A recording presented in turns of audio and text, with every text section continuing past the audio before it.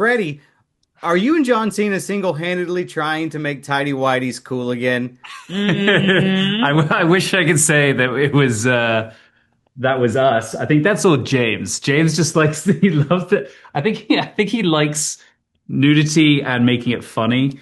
Yeah, that was not my choice. They're kind of like, Tell him what you was eating to get ready for it. oh no, yeah, Was cucumbers. it was it And that nothing? other thing, that nasty thing. No, Vegemite. I'm not gonna have any Vegemite. No, yeah, it was. Yeah, that I don't like having. I knew when they knew I had to be like shirtless. I was like, yeah, this is not gonna be fun. Yeah. Now, without getting into specific spoilers, I'd love to know what each of your reaction was to how James retconned season one into the DCU. I was lucky enough I got to help James out. He needed some extra voices for the Superman table read, so I got to like read that early on, kind of before we started Peacemaker. So I was kind of aware of that, and then knowing that they were coming into Peacemaker, so it was really cool. They're really like talented people, so and they have. As I think people have seen it in the trailer, they've really funny scene with Yeah. John in that Yeah. first episode. Yeah. I think it was really cool because I think I had seen it early just from, being in the cast, having special treatment. Yeah. So I had saw like the episode or the teaser with them in it, and like to then watch Superman, I was like, oh man, this is dope. I love the intertwining of the worlds.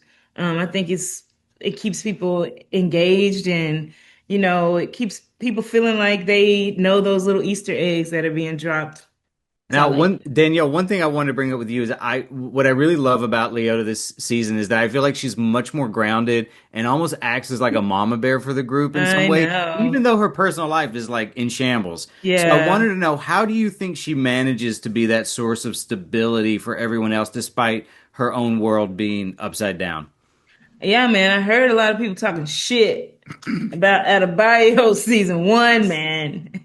I think a lot of people are a little annoyed with her. She just like wasn't as sure of herself, you know Yeah. what I mean? And just kind of was fluttery, which I like, but she is more grounded. And I do feel like she was able to get that encouragement from the 11th Street kids at the end of season one. Like we watch her at the end of season one say, in the beginning, I'm not made for this shit. And then she turns around, a few episodes later when it's time to really get down to business. And she says, I actually am made for this shit. Hmm. So I think we see her carry that into season two, and just finding a way to know that she wants to live for herself and not Right. for her mom or her wife. And so we're gonna watch her navigate that this season. So Now, Freddie, without spoiling who or why, there's a scene this season where Vigilante dismembers a body.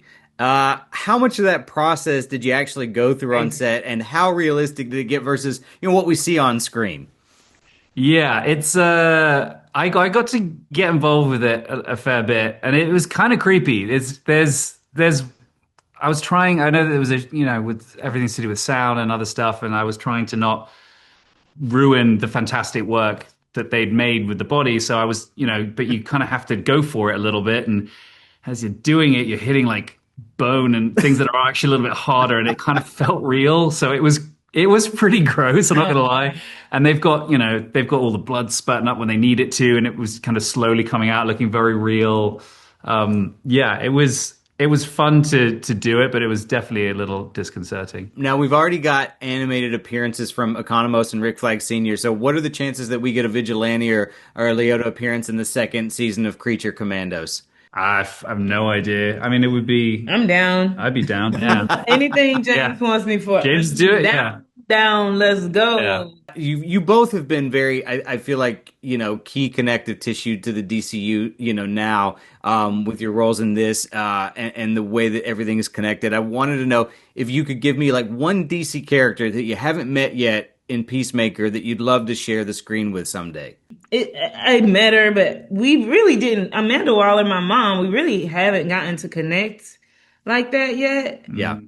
So I'm waiting. I'm waiting for that. Like I need mama in person. I think Vigilante with anyone serious would be good. I've said this before, like just, even if it was Batman or someone, because he's just such a muppet that like I feel like that would be entertaining. But also, I mean, if I could share a screen with Viola Davis, I mean, I would take that any day. So if we can get her involved, that's kind of the best. Yeah, that'd be amazing.